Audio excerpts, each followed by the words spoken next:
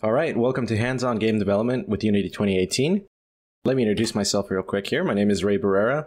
I've got about 8 years experience using Unity, most of that in a professional capacity. Currently, I work as Director of Mobile Engineering at an educational software company. We do very popular software for kids, toddlers, all the way up to first, second grade.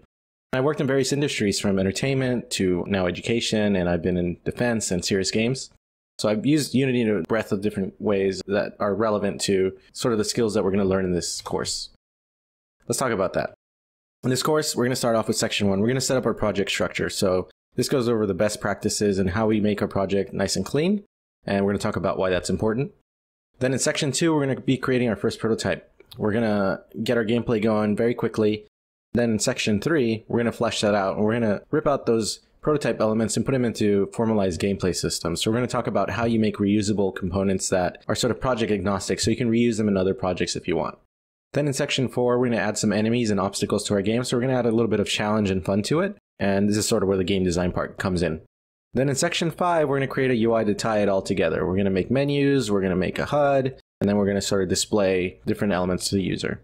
And then in section 6, finally, we're going to deploy our game for standalone, that is for Windows or Mac, depending on which platform you're on. And then we're going to do web. More specifically, we're going to do WebGL since for a while now, actually, the web plugin has been deprecated. So we'll be doing that. And you're going to need a few things for this course. First, you're going to need a basic understanding of Unity and C#. We do assume you have a little bit of that knowledge, so we're not going to go into the very boring details about variables and how the editor works and all that. We expect that you know some of that already. You're going to need to be using 2018.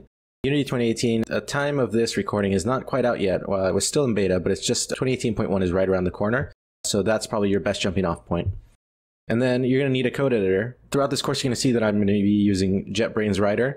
Of course, you can use whatever you want. JetBrains Writer is a great choice for C# projects. But Visual Studio Community comes bundled with Unity. And of course, Visual Studio Code and Sublime are great alternatives if you want something that is a little more lightweight. Finally, you're going to need Git and a GitHub account because we're going to go over how you version your project, and we're going to be using that quite extensively.